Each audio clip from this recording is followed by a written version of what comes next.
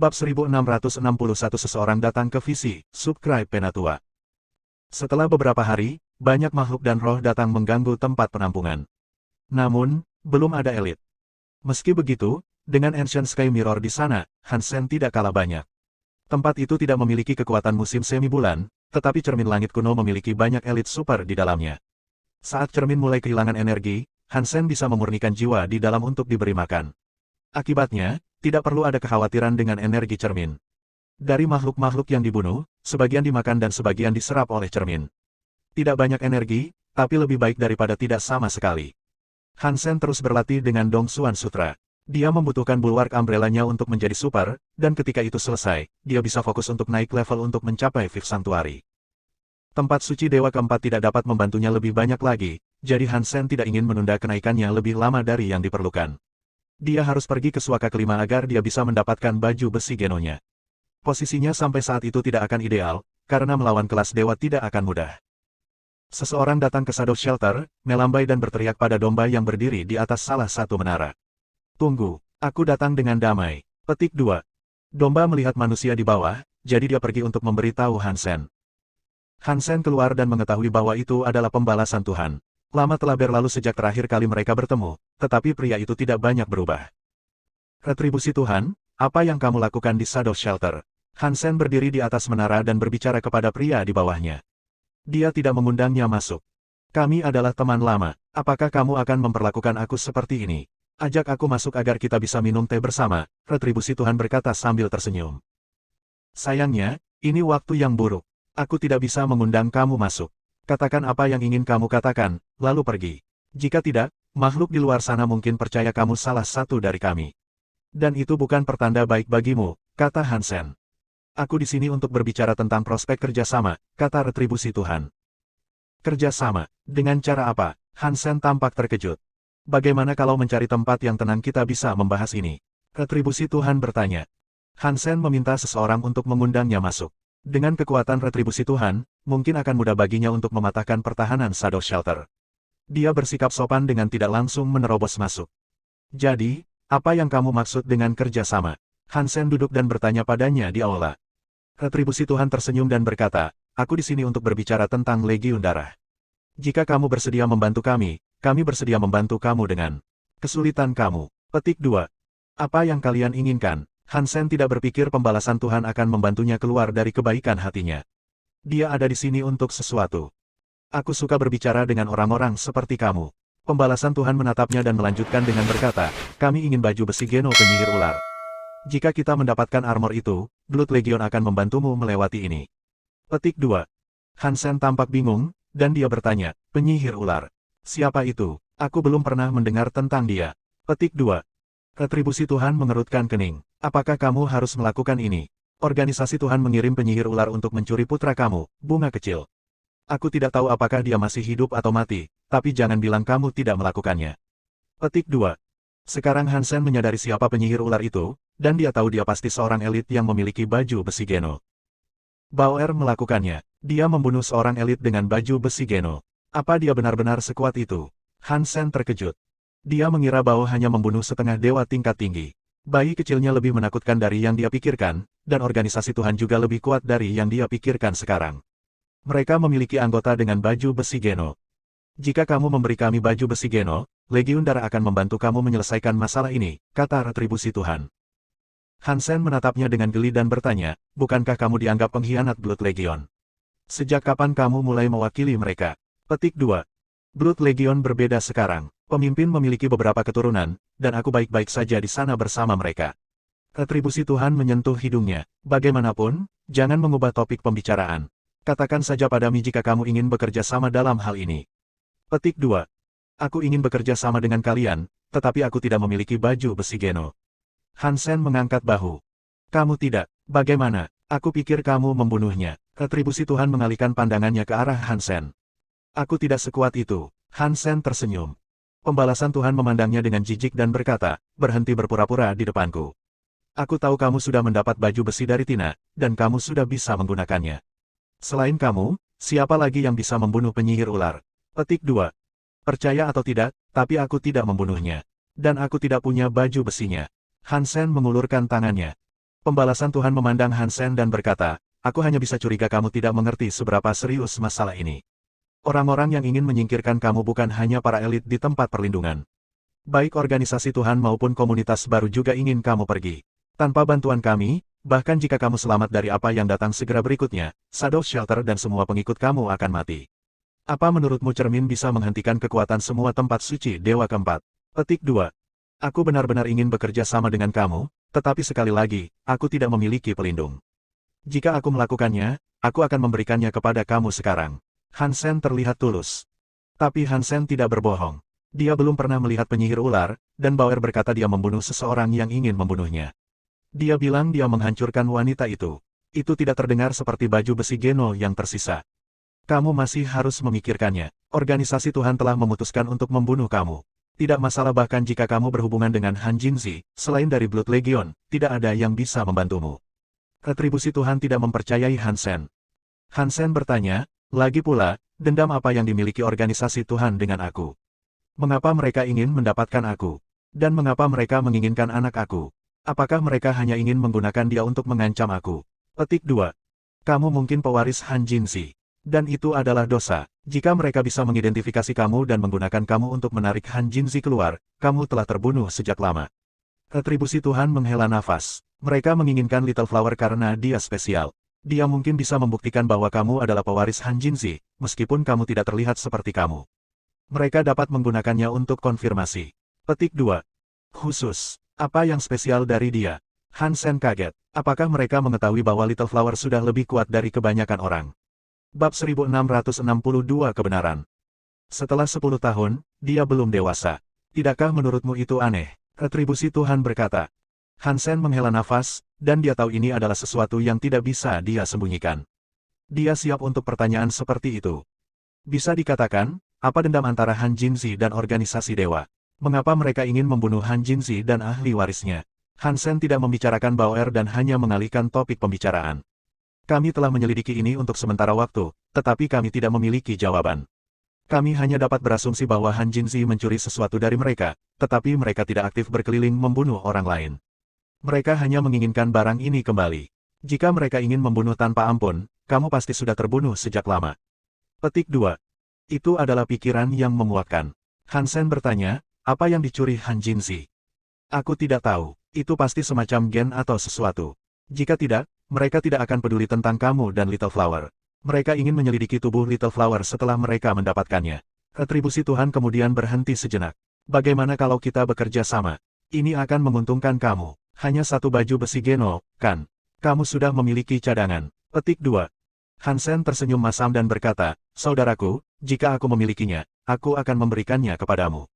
Tapi aku benar-benar tidak memilikinya, aku benar-benar tidak membunuh penyihir ular. Aku bahkan belum pernah melihatnya sebelumnya. Petik 2. Retribusi Tuhan menatap Hansen untuk sementara waktu, dan sepertinya dia tidak berbohong. Retribusi Tuhan mengerutkan kening. Nah, jika bukan kamu, siapa lagi yang mungkin telah membunuh penyihir ular? Aku tidak tahu. Banyak yang bisa melakukannya di aliansi, kan? Kata Hansen. Retribusi Tuhan berkata, tidak banyak. Selain dari beberapa anggota di Blood Legion, itu adalah orang-orang yang memiliki baju besi Geno. Tidak banyak Geno Armor yang ada di aliansi, dan sebagian besar dikendalikan oleh organisasi Tuhan. Selain kamu, aku tidak yakin siapa lagi yang mungkin melakukannya dan organisasi Tuhan yakin itu kamu. Petik 2. Jika aku benar, makhluk di Suaka Dewa Keempat pergi ke aliansi ketika mereka naik level, kata Hansen kepada pembalasan Tuhan. Pembalasan Tuhan tidak menyembunyikan ini. Dia mengangguk dan berkata, kamu benar. Tempat suci Dewa Keempat adalah akhirnya. Setelah kamu selesai di sini, kamu kembali ke aliansi. Tapi jangan berpikir bahwa pergi ke aliansi membutuhkan baju besi Geno. Itu tidak benar. Makhluk yang pergi dari Suaka Dewa Keempat ke aliansi akan mengalami penurunan kebugaran. Itu karena mengembangkan tubuh membutuhkan energi. Namun, itu akan memurnikan gen kamu. Tubuh kamu akan menjadi lebih kuat, tetapi kebugaran kamu akan jauh lebih rendah. Kemudian kamu berlatih, dan akhirnya kamu naik level dan mendapatkan baju besi Geno kamu. Petik 2. Berapa banyak anggota Blood Legion yang memiliki baju besi Geno? Hansen tidak terkejut dengan apa yang diberitahukan kepadanya. Dia sudah mengetahui hal ini.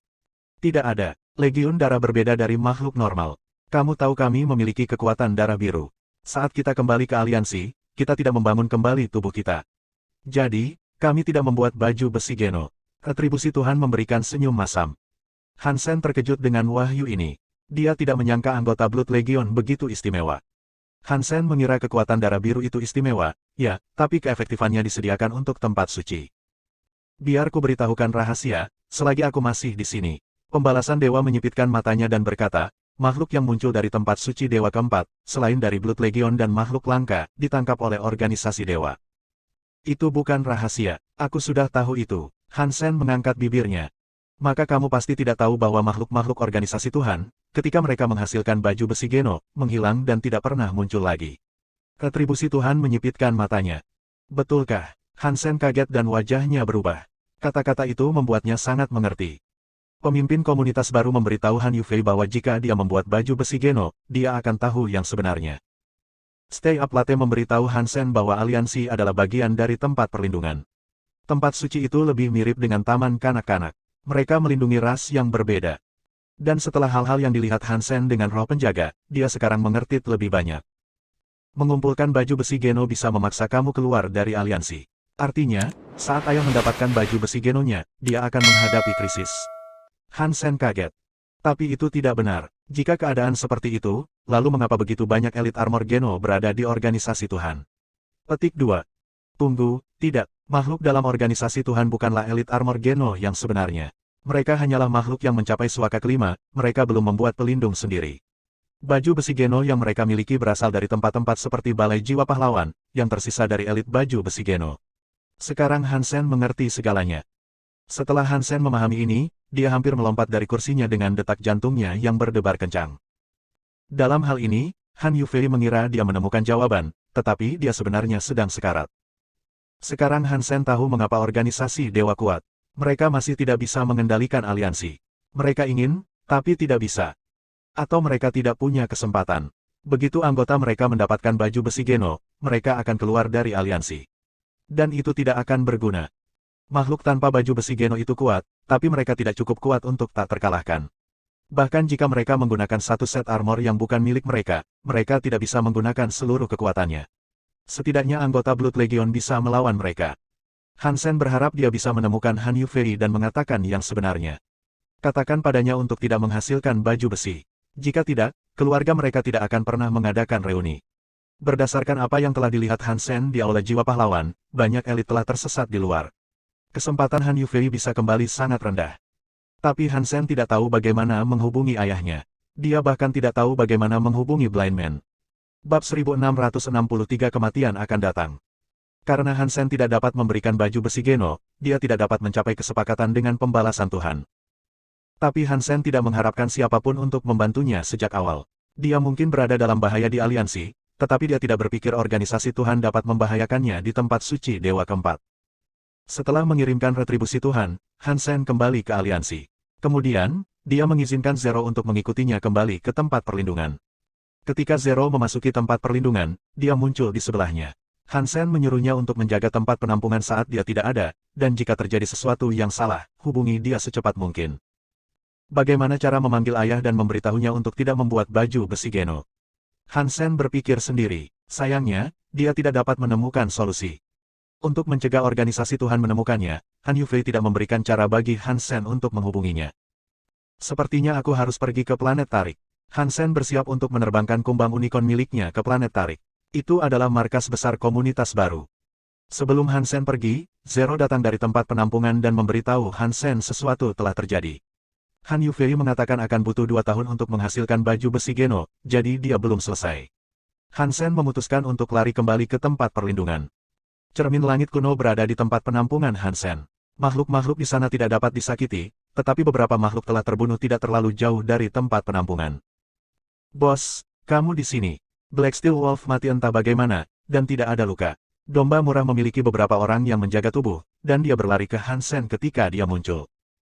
Makhluk-makhluk di Shadow Shelter sangat bangga dan tidak takut karena kehadiran Mio. Sekarang cermin itu sepertinya tidak lagi berfungsi, dan makhluk telah mati total, ketakutan mulai menguasai. Bahkan domba pun ketakutan. Hansen tidak mengatakan apa-apa. Dia berjalan ke beberapa mayat dan bertanya kepada Gu Qingcheng yang menjaga mereka, "Saudari Gu, bagaimana mereka mati?" Gu Qingcheng berdiri dan menggelengkan kepalanya. "Aku tidak melihat luka pada mereka. Meskipun ada luka, dengan cermin di sana, mereka seharusnya tidak mati. Petik 2. Han Sen mengerutkan kening. Gu Qingcheng juga tidak punya jawaban. Jika cermin tidak melindungi mereka, cara mereka mati pasti unik. Han Sen berjongkok dan memeriksa mayat. Bahkan saat menggunakan Dongsuan Aura, dia tidak dapat membedakan apapun. Han Sen tidak ragu-ragu saat dia mengeluarkan taya. Dia membelah tubuh Black Steel Wolves untuk melihat ke dalam, dan melihat apakah ada sesuatu yang terlewat oleh orang lain. Tidak ada yang terlihat seperti itu juga. Tidak ada yang luar biasa, dan sepertinya mereka mati karena sebab alamiah. Kuburlah mereka, perintah Han Sen pada domba murah saat dia berdiri. Kemudian dia melanjutkan dengan berkata, kembalikan semua orang ke tempat penampungan. Tidak ada yang meninggalkan tempat perlindungan tanpa izin aku. Petik 2.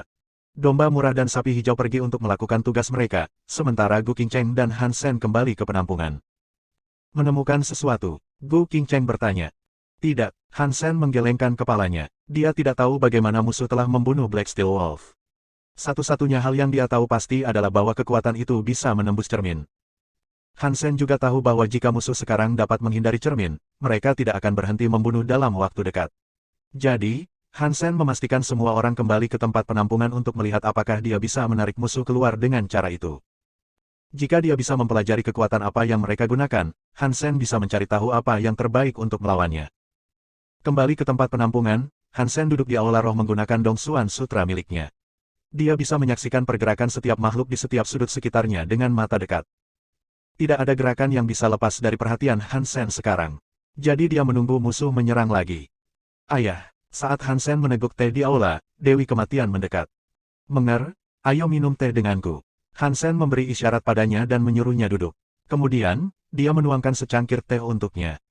Setelah bersamanya untuk sementara waktu, Han Sen memperhatikan betapa tulusnya dia ketika dia menyebut dia sebagai ayahnya. Pikirannya ternyata naif, dan dia sebenarnya tidak seburuk itu. Han Sen menganggapnya sebagai seorang putri dan memberinya nama Han Menger, sebagai gantinya.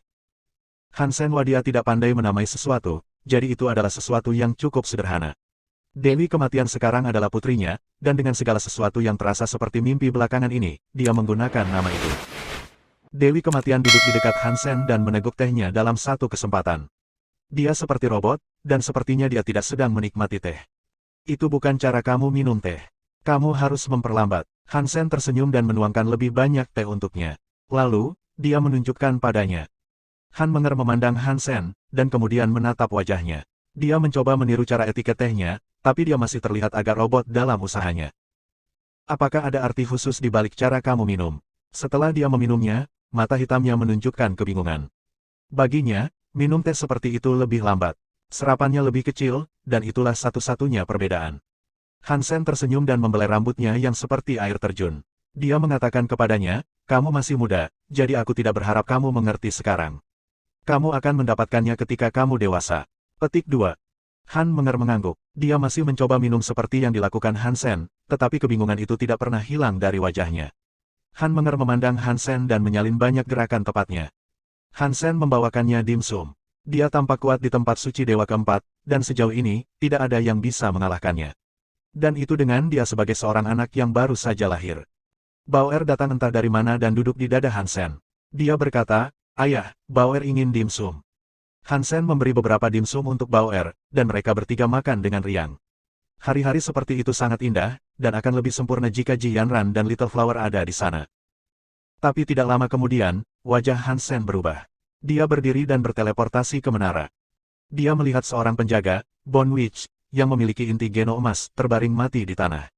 Tapi tidak ada luka yang terlihat. Bab 1664 Nada Dering. Han Sen tampak murung. Dia telah mengawasi seluruh tempat penampungan, dan Bone Witch mati di bawah pengawasannya. Terlebih lagi, dia bahkan tidak tahu bagaimana caranya. Meskipun dia telah minum teh dengan Han Menger dan Bauer, Dongsuan Aura selalu ada. Itu sedang mengamati segalanya. Han Sen melihat Bone Witch dengan jelas. Dia telah mengawasi dari atas menara, dan saat dia sedang berpatroli, dia meninggal begitu saja. Tidak ada tanda peringatan. Dan Han Sen tidak menyaksikan kekuatan eksternal datang untuk membunuh penyihir tulang. Sepertinya dia tiba-tiba meninggal karena usia tua. Gu Qingcheng tiba di menara, dan dia juga tidak terlihat senang. Dia telah mengawasi tempat penampungan juga. Dia tidak tahu bagaimana Bone Witch meninggal, dan itu membuatnya lebih marah daripada Han Sen. Ratu dan Lin Feng datang berlari, tetapi mereka tidak berbicara ketika melihat mayat itu. Ini telah melampaui harapan semua orang, dan tidak ada yang tahu bagaimana Bonwich meninggal. Cermin langit kuno ada di sana, dan jika penyihir tulang telah terluka oleh apapun, dia seharusnya muncul kembali di cermin. Tapi di sanalah dia, mati tanpa bisa disangkal. Semua orang di tempat penampungan sekarang sangat ketakutan. Mereka mengira dengan cermin di tempat berlindung mereka tidak punya alasan untuk takut mati. Tapi sekarang cermin telah kehilangan keefektifannya, saraf mereka mulai merayap pada mereka. Sekarang karena mereka tampaknya tidak memiliki perlindungan cermin, banyak makhluk yang sangat ketakutan ketika mereka berpikir tentang elit yang akan datang untuk mereka. Mereka mengira hari-hari mereka sudah dihitung. Mereka menguburkan tubuh Bonwich, dan kemudian Hansen mengadakan pertemuan di mana setiap tokoh kunci dari tempat penampungan harus hadir. Ratu, kamu dan Lin Feng harus kembali ke aliansi. Aku akan meneleponmu kembali jika semuanya sudah diselesaikan, Hansen berbicara kepada manusia. Ratu menggelengkan kepalanya, dan Wang Yuhang berkata dengan marah, Han kecil, menurutmu kita ini siapa? Menurutmu, apakah kita adalah jenis orang yang melepaskan diri dari orang lain dan kabur saat melihat bahaya pertama kali? Petik 2. Lin Feng menepuk bahu Wang Yuhang, dan menambahkan, tenanglah, paman kecil. Kau tahu bukan itu yang dia maksud. Petik 2. Setelah itu, Lin Feng berbicara langsung kepada Hansen. Situasi ini suram. Kami tidak tahu bagaimana mereka bisa mendapatkan Bonwich, tapi ada prediksi tertentu yang bisa kami buat. Petik 2. Apa yang bisa diprediksi? Tang Zhenliu tidak mengerti. Lin Feng tersenyum dan berkata, situasinya tampak mengerikan, tetapi jika kamu adalah musuh yang dapat membunuh orang lain secara acak dan sesuka hati, apakah kamu akan memilih penjaga sederhana? Artinya ada batasan kekuatan musuh. Musuh ini tidak dapat membunuh siapapun yang mereka inginkan. Petik 2. Mungkin dia ingin bermain tangkap. Mungkin dia hanya ingin menakuti kita sampai mati, kata Tang Zhenliu. Tidak, dari serigala baja hitam hingga penyihir tulang, kenyataannya, makhluk yang mati tidaklah terlalu penting. Jika aku adalah musuh, aku akan mengejar seseorang seperti domba murah atau sapi hijau, kata Jing Jiwu. Mengapa tidak membunuhmu dulu? Domba murah dan sapi hijau membalas dengan marah pada Jing Jiwu. Itu karena kamu tangan kiri dan kanan Hansen. Kalian berdua tidak terpisahkan. Jika mereka ingin Hansen mati ketakutan, mereka setidaknya akan pergi untuk kalian berdua dulu, kata Jing Jiwu. Ketika domba murah dan sapi hijau mendengar ini, mereka menepuk dada mereka. Baik, mereka tidak membunuh orang penting seperti kita. Itu berarti kekuatan musuh terbatas. Petik 2. Beberapa orang di sekitar meja tersenyum. Meskipun domba murah dan sapi hijau adalah anggota yang sangat penting di tempat penampungan, mereka mungkin yang paling mudah dibunuh. Itulah yang dikatakan Jing Jiwu. Jika mereka belum mati, itu berarti musuh memiliki batas dan tidak dapat membunuh siapapun yang mereka inginkan. Kita perlu mencari tahu bagaimana musuh ini membunuh rakyat kita. Kami juga perlu mempelajari batasan ini. Lin Feng berpikir sejenak, lalu berkata, tidak ada petunjuk untuk kita ikuti sekarang, jadi kita harus menunggu dan mengawasi sesuatu. Bagaimana jika orang lain meninggal dan kita masih tidak dapat mempelajari hal baru? Domba murahan merasa sangat khawatir. Jika banyak orang meninggal, kami mungkin tidak dapat melihat bagaimana mereka dibunuh, tetapi lebih banyak info dapat mengarah pada prediksi yang lebih baik, kata Lin Feng. Metode macam apa itu? Domba murah seru. Apakah kamu punya ide yang lebih baik? Jing Jiwu memandangi domba murah. Domba berhenti berbicara, bahkan Hansen dan Bu Qingcheng tidak dapat mengetahui bagaimana Bonwich telah meninggal. Lin Feng dan yang lainnya tidak ingin pergi ke aliansi. Hansen berbicara kepada mereka tentang sedikit mengubah patroli. Suatu malam, ketika tidak ada pembunuhan, Hansen membawa Bauer bersamanya untuk berpatroli. Ketika dia melihat domba murah dan sapi hijau, dia hampir melompat keluar dari kulitnya. Domba murah dan sapi hijau ditutupi dengan kertas kuning. Potongan-potongan kertas itu adalah jimat dengan kata-kata yang tertulis di atasnya. Pesona ditanam di kepala, pantat, dan setiap celah tubuh mereka. Green, kau bahkan punya yang mirip Rock. Itu sangat jelas. Dari mana kamu mendapatkan ini? Hansen bertanya dengan heran. Bos, kami meminta Wang Yuhang untuk membelikannya untuk kami. Ternyata, harganya lumayan mahal. Dia berkata bahwa mereka telah diberkati oleh dewa. Mereka dapat membuat kita aman dan mencegah kejahatan menyentuh kita. Petik 2. Kami juga memiliki jimat keberuntungan. Jika kamu memakainya, kekayaan kamu meningkat. Bahkan jika kita berakhir dalam pertempuran, aku yakin kita akan menjadi yang terakhir jatuh. Aku membeli ini untuk kamu, bos. Kamu harus memakainya. Domba murah dan sapi hijau berbicara dengan nada mistik dalam suara mereka. Domba murah bergerak maju untuk mempersembahkan pesona kepada Hansen. Hansen tidak tahu harus berkata apa. Wang Yuhang jelas-jelas telah menipu banyak uang dari domba murah dan sapi hijau. Terima kasih banyak. Hansen mengambil tas yang mereka tawarkan. Kamu adalah bos kami. Kami tidak ingin hal buruk terjadi pada kamu, kata domba murah. Kami akan hidup sampai akhir, kata sapi hijau. Kita semua akan hidup, kata Hansen, dan meletakkan jimat itu di dalam tas. Kemudian, domba murah berkata, Bos, kamu harus menggantungnya di dadamu. Biarkan aku melakukannya untuk kamu. Dan aku juga mendapatkan pesona ini untuk Bauer. Saat domba murah berbicara, Hansen terlihat semakin murung. Dia melihat keluar dinding tempat perlindungan dan mendengar bel berbunyi. Bab 1665 membunuh orang dan mengirim cintamu. Di kejauhan, Hansen bisa melihat keledai putih bersih berjalan menuju Shadow Shelter. Keledai itu seukuran keledai biasa, tetapi tidak ada setitik pun kotoran yang mengotori bulu putihnya yang murni. Sebuah lonceng perunggu tergantung di lehernya, dan setiap kali makhluk itu bergerak, ia berbunyi dengan lembut. Di punggung keledai, seseorang yang tampak seperti manusia sedang menungganginya. Sulit untuk membedakan rasnya dari jarak sejauh itu, tapi sepertinya dia mengenakan pakaian hijau. Pria itu sedang duduk dengan menyilangkan kaki. Dia memiliki satu tangan di depan dadanya, dengan yang lain memegangi kalung. Dia sering menggosoknya. Jika kamu melihat lebih dekat pada bola-bola kalung itu, kamu bisa melihat mereka tidak seperti yang terlihat pada awalnya. Tengkoraknya sangat kecil, tapi tengkoraknya bulat dan dipoles seperti batu halus. Kemungkinan besar akibat menggosok selama bertahun-tahun. Sepertinya mereka dilukis. Tapi di mata setiap kerangka, kamu masih bisa melihat cahaya merah yang aneh. Melihat cahaya di rongganya akan membuat pengamat manapun merasa gugup. Ini hampir akan terasa seolah-olah rongga mata siap untuk menyedot kamu ke dalam. Saat pria itu membelai tengkoraknya, dia melantunkan sesuatu dengan mata tertutup rapat. Dia terlihat sangat tenang, seolah-olah dia baru saja berjemur. Keledai itu mendekati Shadow Shelter sekarang. Mata besar makhluk itu tertuju pada Hansen, yang berdiri di atas menara. Keledai itu tampak seperti hewan yang bangga, dan memandang Hansen dari sudut matanya. Sepertinya makhluk itu mengatakan bahwa, selain pria di punggungnya, dia adalah yang terhebat di sana. Seseorang sedang melenggang ke gerbang. Aku akan mengambil orang untuk membunuh mereka, teriak domba murah, memandang pria dan keledai itu. Aku tidak akan menghentikanmu jika kamu ingin mati. Tapi jangan menjatuhkan orang lain bersamamu, kata Gu Qingcheng dingin. Dia tidak melihat domba-domba itu ketika dia berbicara, matanya tertuju pada pria di atas keledai itu. Domba murahan tiba-tiba terkejut, dan dia menyadari bahwa pria di bawah ini mungkin adalah seseorang yang tidak seharusnya dia sakiti. Hansen memandang pria di atas keledai putih, dan dia tahu itu adalah pria yang disebutkan Gu Qingcheng sebelumnya. Itu adalah iblis kuno. Meskipun Hansen belum pernah melihat iblis kuno sendiri, Kaisar telah meninggalkan replika dirinya di tempat perlindungan lamanya di tempat suci Dewa Ketiga. Bayangan itu tampak persis sama dengan iblis kuno. Satu-satunya perbedaan adalah perasaannya. Bayangan itu terlihat sangat suci, tapi iblis kuno sendiri terlihat seperti pria biasa. Selain kalung tengkorak yang dia genggam, dia tampak seperti orang religius standar. Jika Hansen tidak tahu bahwa makhluk di tempat suci Dewa Ketiga hanyalah bayangan iblis kuno, semua orang akan percaya bahwa itu adalah iblis kuno yang sebenarnya. Melihat keledai itu sekarang hanya berjarak 200 meter dari gerbang, mata Gu Qingcheng tampak sedingin es saat dia mencabut pedangnya. Dia mengirimkan cahaya pedang yang terlihat cukup kuat untuk menyebar ke seluruh bumi.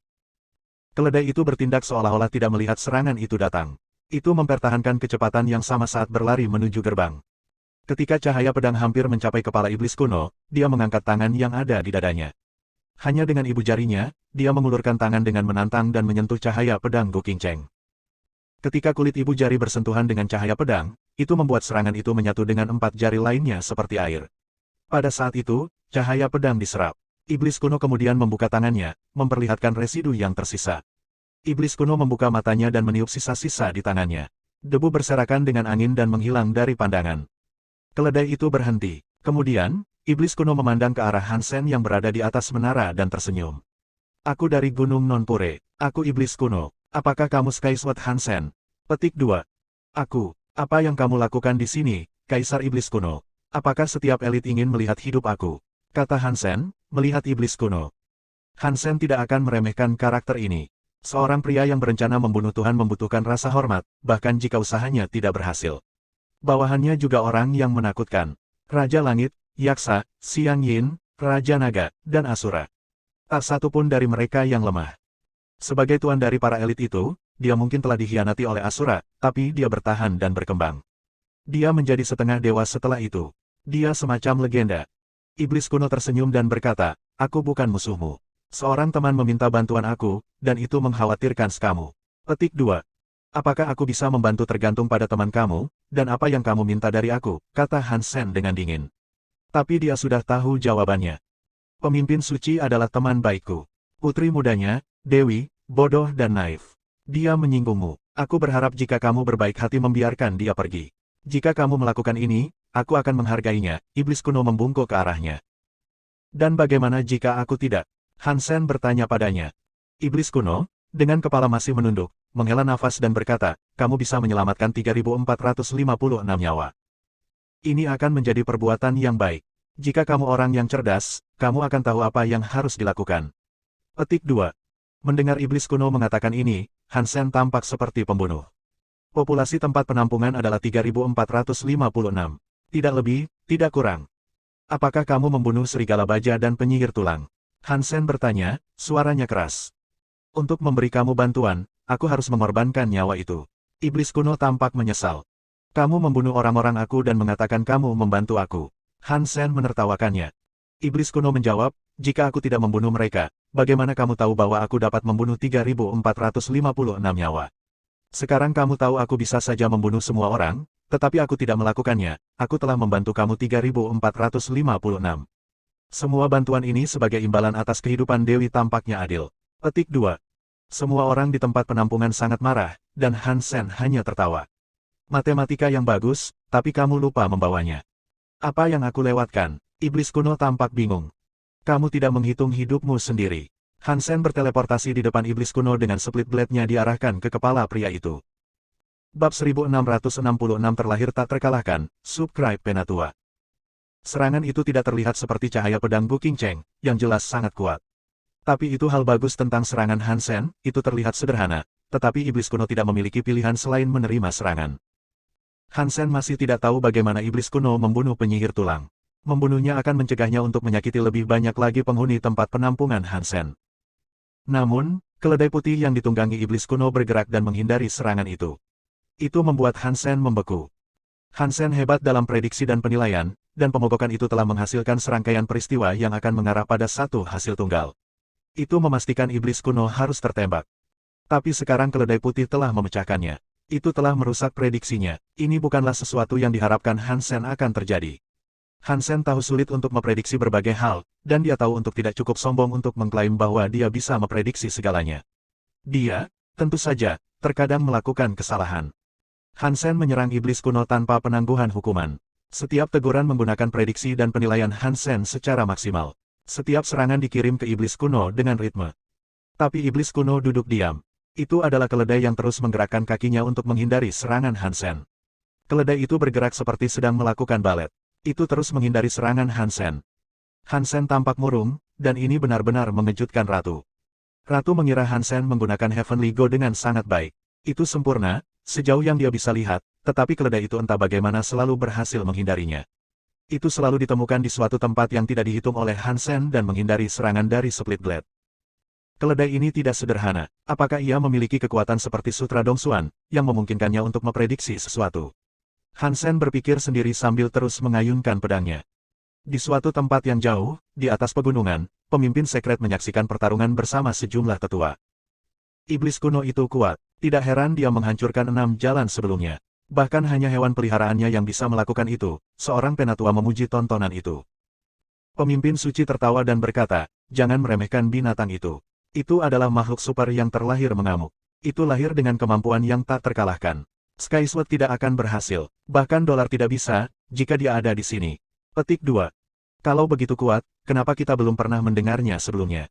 Penatua memandang keledai putih itu dengan kaget. Ia mengikuti iblis kuno segera setelah kelahirannya, dan tidak pernah benar-benar menunjukkan kekuatannya kepada orang lain. Aku hanya melihat kekuatannya di Guts Ruin, saat aku menjelajahinya bersama iblis kuno, kata pemimpin sekret. Itu artinya iblis kuno tidak bisa kalah. Mari kita lihat bagaimana dia bisa membalas. Penatua Yin memandang iblis kuno, dan melanjutkan dengan berkata, iblis kuno adalah orang yang spesial. Dia mampu menghindari kekuatan cermin langit kuno dan mendapatkan kesetiaan dari tunggangan ini. Kami hanya tidak tahu apakah dia bisa mengalahkan Skysword. Kami tidak tahu apakah dia bisa menang. Petik 2. Mengapa dia tidak menyerang? Kaisar Hantu Elang mengerutkan kening. Dia sedang mengamati dan mengevaluasi kekuatan Skysword. Saat dia memilih untuk menyerang, dia akan membunuh musuhnya. Sepertinya dia hampir selesai menonton. Dia akan segera menyerang, kata pemimpin sekret. Aneh, mengapa dia tidak melawan? Domba murahan bertanya. Keledai putih terus mengelak, dan bahkan domba murah memperhatikan apa yang sedang terjadi. Bukannya dia tidak mau menyerang, hanya saja dia tidak bisa. Ratu melihat ke seberang arena.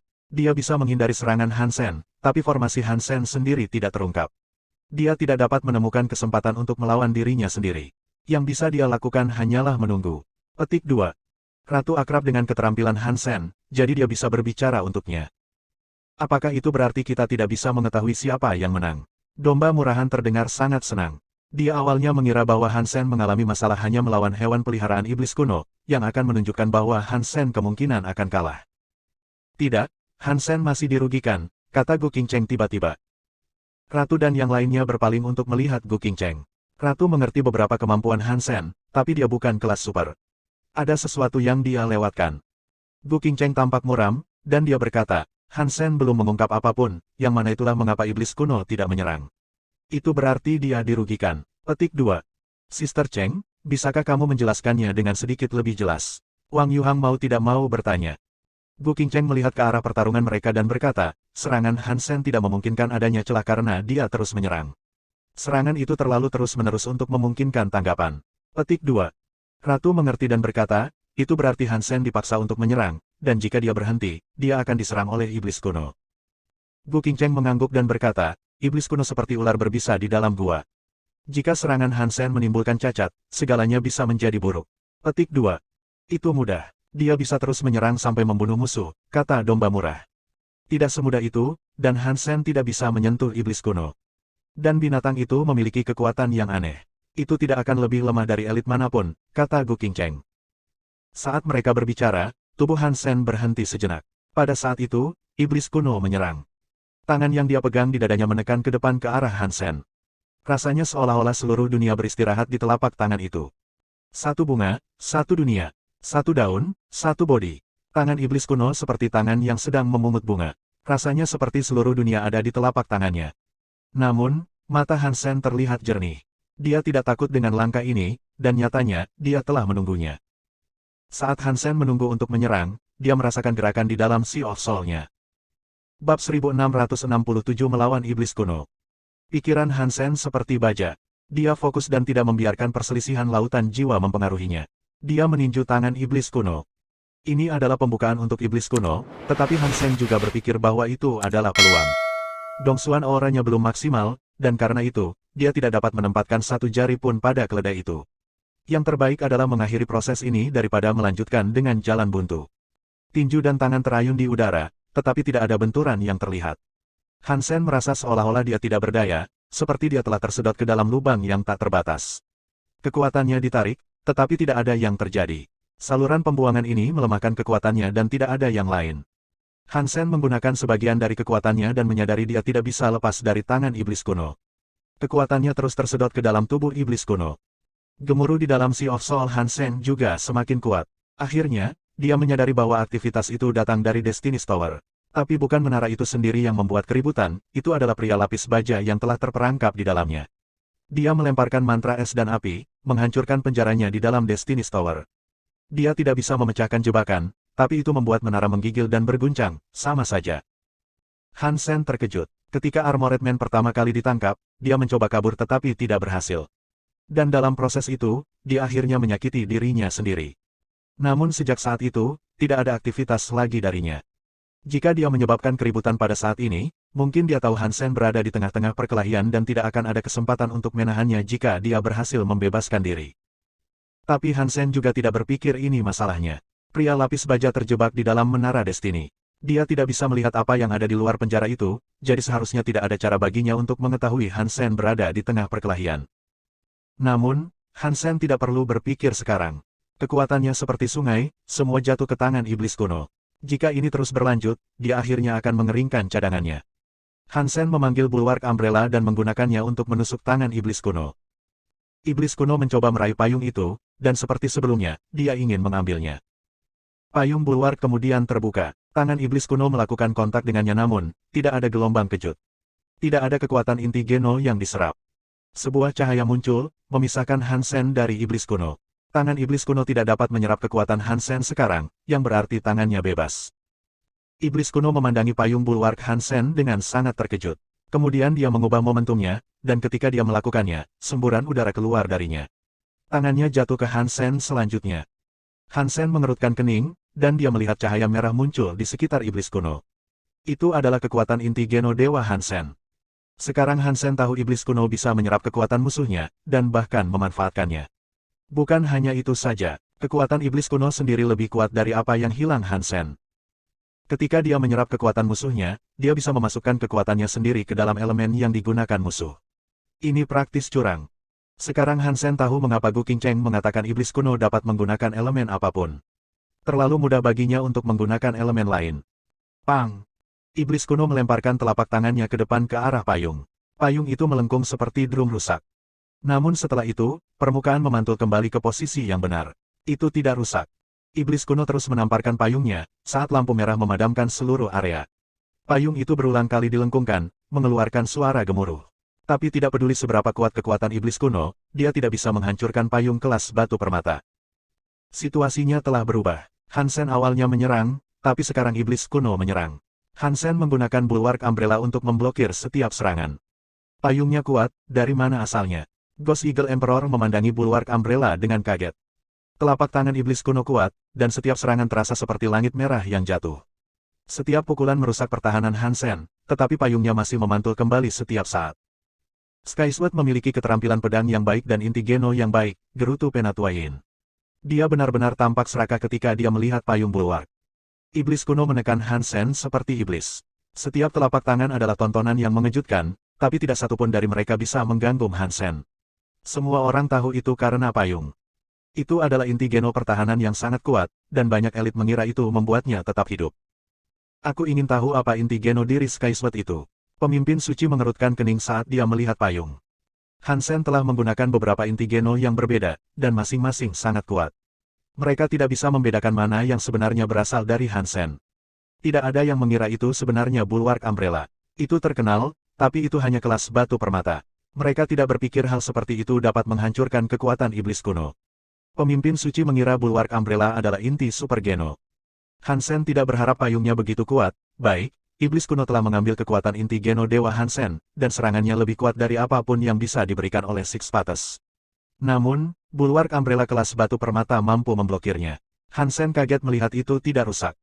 Tidak heran ini adalah inti Geno Dongsuan Sutra. Itu sangat kuat. Hansen memuji pedangnya sendiri.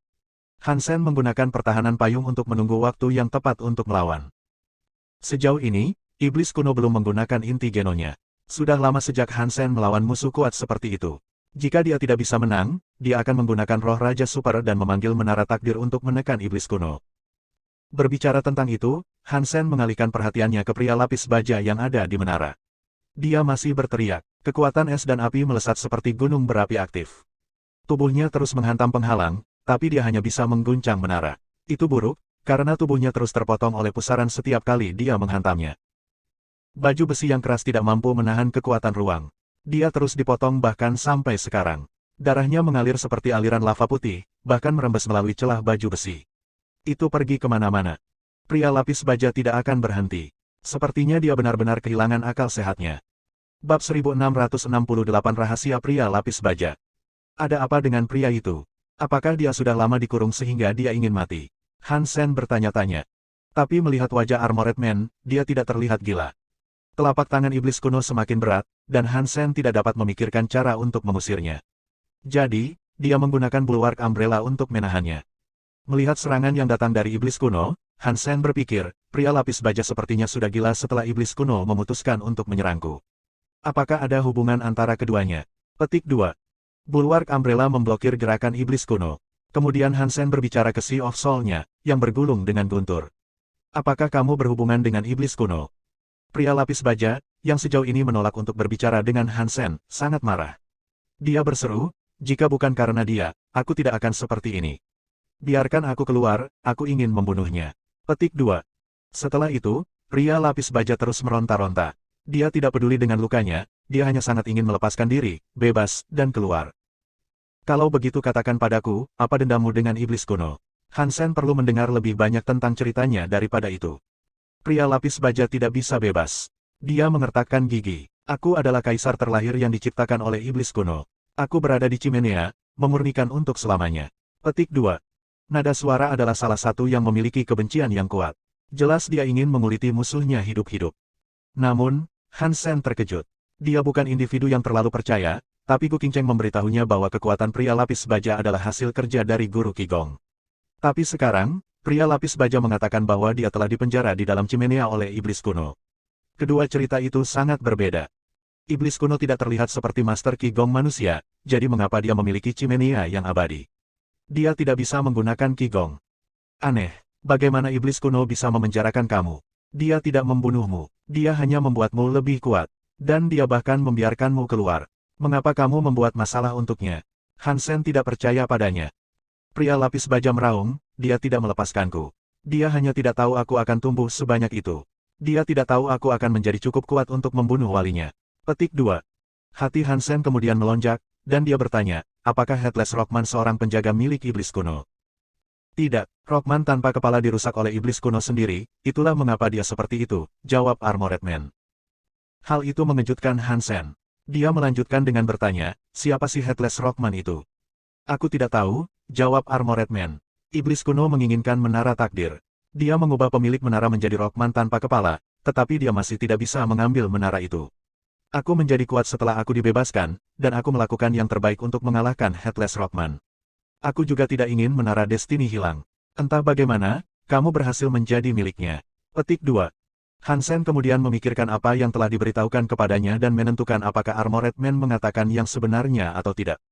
Iblis kuno adalah sosok yang lebih menakutkan, jika demikian. Iblis kuno telah menyebabkan banyak masalah di tempat suci Dewa ketiga, dan dia telah membunuh penguasa menara takdir di tempat suci Dewa keempat. Dia juga menciptakan manusia lapis baja. Mencoba memahami apa yang mungkin menjadi tujuan sebenarnya adalah upaya yang membingungkan. Sementara Han Sen memikirkan ini, pria lapis baja masih putus asa seperti biasanya. Dia terus meraung dan meronta-ronta. Dia berkata, keluarkan aku akan membunuhnya. Petik 2. Tenang, iblis kuno kuat, dan kamu masih terluka. Jika aku membiarkan kamu keluar, kamu tidak akan bisa mengalahkannya.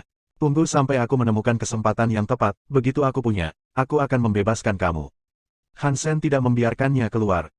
Han Sen tidak mempercayai pria lapis baja, dan dia telah menggunakan identitas dolar saat menangkapnya.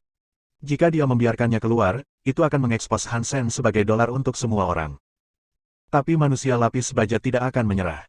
Dia terus meronta-ronta, itu tidak terlalu mengkhawatirkan Han Sen, karena tidak ada kemungkinan dia bebas meskipun sudah berusaha. Iblis kuno bisa tidak menghabisi Han Sen, jadi dia akhirnya memutuskan untuk pergi.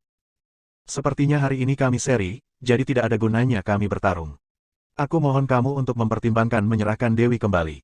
Jika kamu membutuhkan aku, teriakkan saja kepada aku di luar gerbang.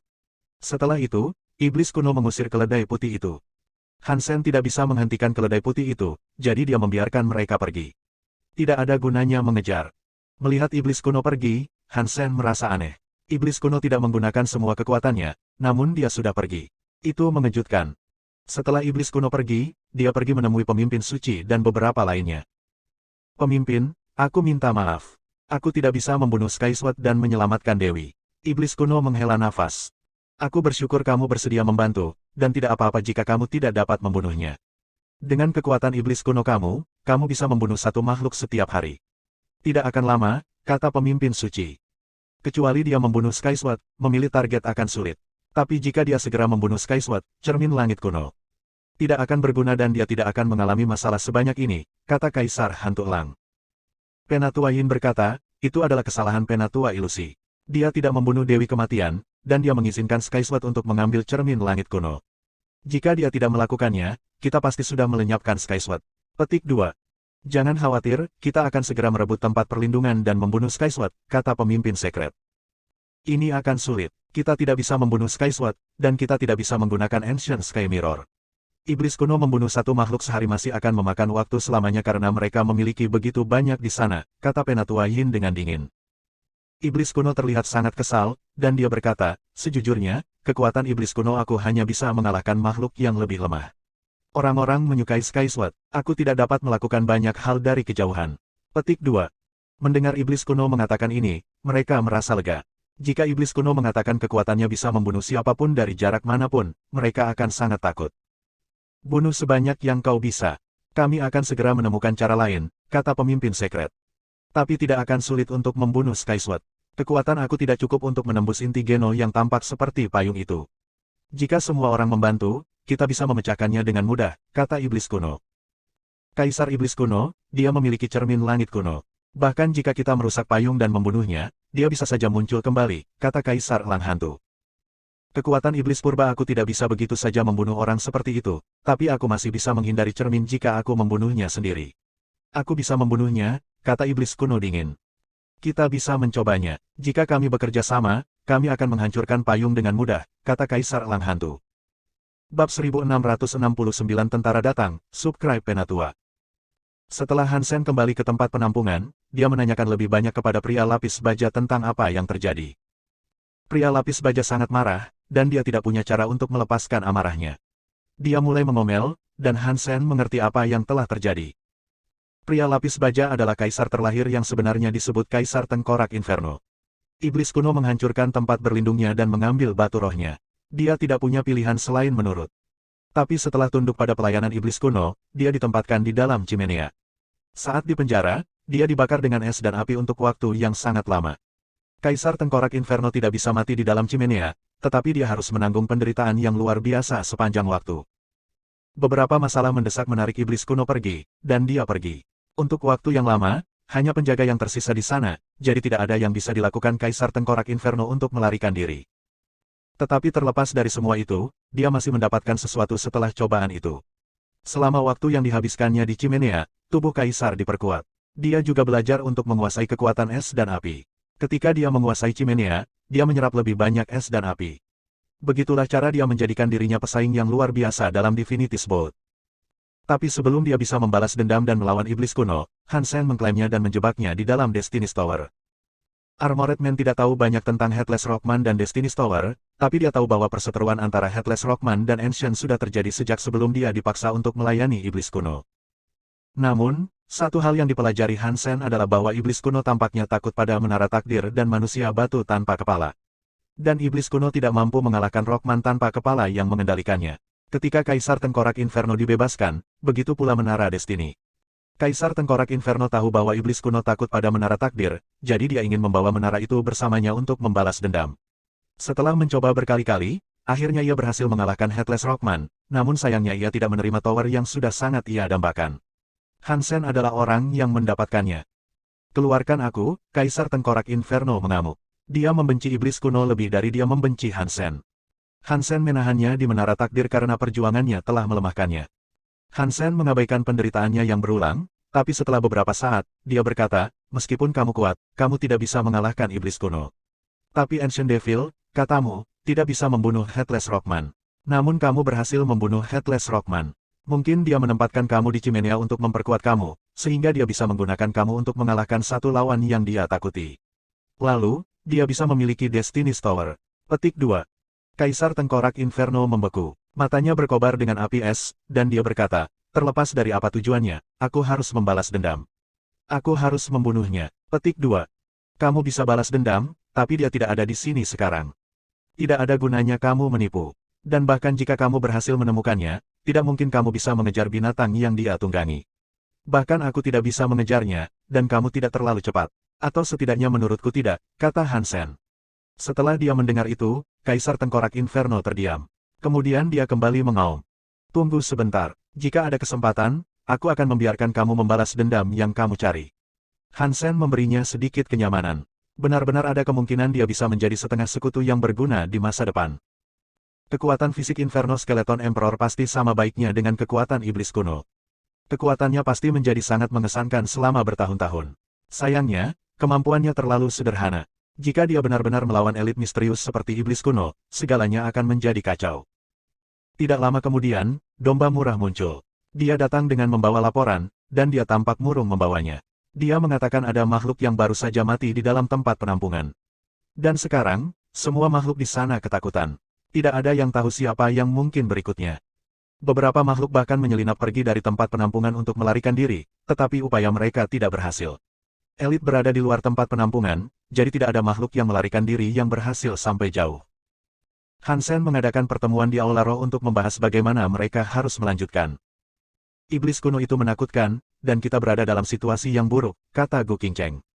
Ada batasan untuk kekuatannya. Dia bisa membunuh salah satu dari kita setiap hari, tapi dia tidak akan bisa select target sesuka hati.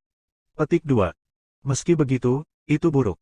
Jika dia membunuh salah satu dari kita sehari, tidak butuh waktu lama bagi semua orang untuk mati. Domba murahan terdengar ketakutan, dan dia salah satu yang terlemah di sana. Dia bisa dijatuhkan dengan mudah. Jika kamu takut, pergi dan patuhi iblis kuno, kata Hansen kepada domba. Domba murahan melompat dan berkata, apa maksudnya itu? Aku adalah dombamu, dan aku akan selalu, hidup atau mati. Petik 2. Domba murahan tidak begitu setia.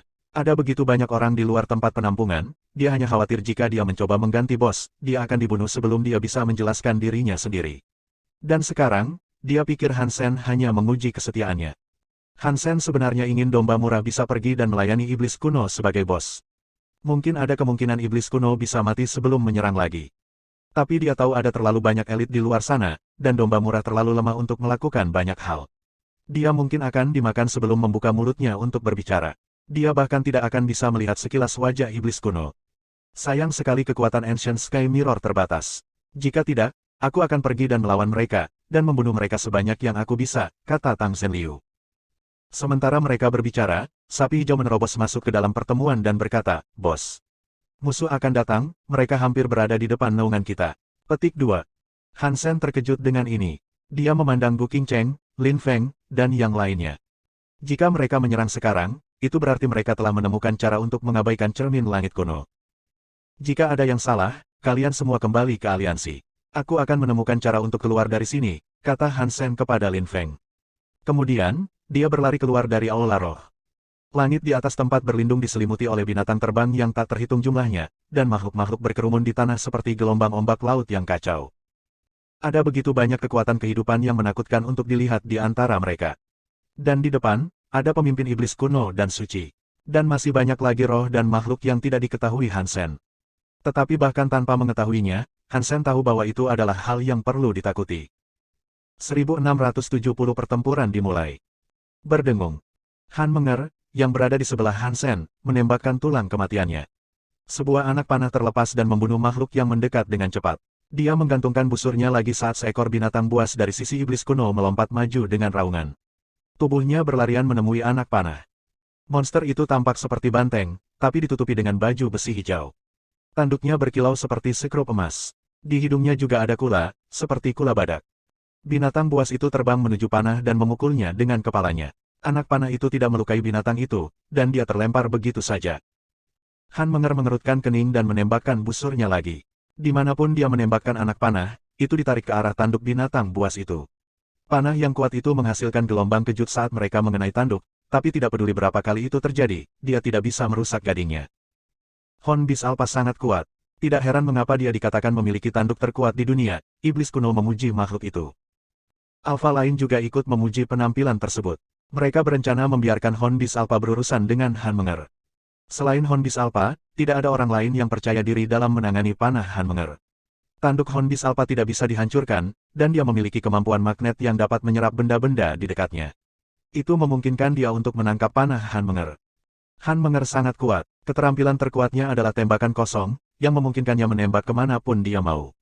Sayangnya, semua anak panah terjerat oleh tanduknya dan tidak ada yang bisa dilakukan untuk itu. Aku akan berurusan dengan Gu Qingcheng. Elder Yin menghunus pedangnya dan pergi ke arah Gu Qingcheng. Mata Gu Qingcheng terlihat dingin, dan dia mengeluarkan pure. Kemudian, dia pergi ke Elder Yin. Jika skill pedang Gu Qingcheng sombong, maka skill Yin Elder lembut. Sifat halus pedang dan penampilannya hampir membuatnya tidak terlihat. Dia tidak menyentuh serangan Gu Qingcheng dan bergerak di sekitarnya seperti air. Dia adalah target yang sulit untuk dihadapi. Gu Qingcheng tidak bisa membunuh Penatua Yin, jadi dia terjebak. Hansen mengerutkan kening. Hornbeast Alpha dan Yin Elder lebih kuat dari Illusion Elder. Mereka pasti tetua dari suku yang lebih besar dan lebih tua.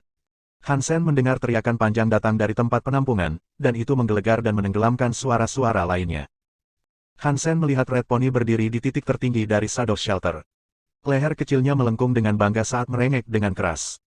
Hansen merasa aman. Dengan perlindungan Sonic Red Pony, bahkan Alpha tidak akan bisa mendekati tempat perlindungan. Bahkan jika iblis kuno telah menemukan cara memecahkan cermin, dia tidak dapat melakukannya sekarang. Tapi mereka menghindari ekspektasi Hansen. Iblis kuno dan yang lainnya tidak menjadikan tempat penampungan sebagai target mereka. Sebaliknya, mereka semua memilih Hansen. Hansen mengerti apa yang ingin mereka lakukan. Mereka ingin membunuhnya dulu, sehingga mereka bisa mendapatkan cermin itu dengan mudah. Hansen tidak takut, dan dia merasa tenang. Dia khawatir cermin itu akan hancur, jadi agak melegakan karena target pertama mereka bukanlah barangnya. Hansen memanggil Overbearing Shield miliknya. Dengan tangannya yang lain, dia memanggil Bulwark Umbrella. Iblis kuno cukup sulit untuk dihadapi, tetapi sekarang dengan semua yang lain datang, dia benar-benar harus memiliki payung yang diperlengkapi untuk pertahanan. Seorang tetua roh maju dengan tombak. Tombak itu berubah menjadi naga hitam saat mendekat. Pada saat yang sama, iblis kuno menggunakan telapak tangannya dan pemimpin suci menggunakan tongkat yang dia pegang. Itu melepaskan cahaya keemasan yang seperti hukuman suci bagi Hansen.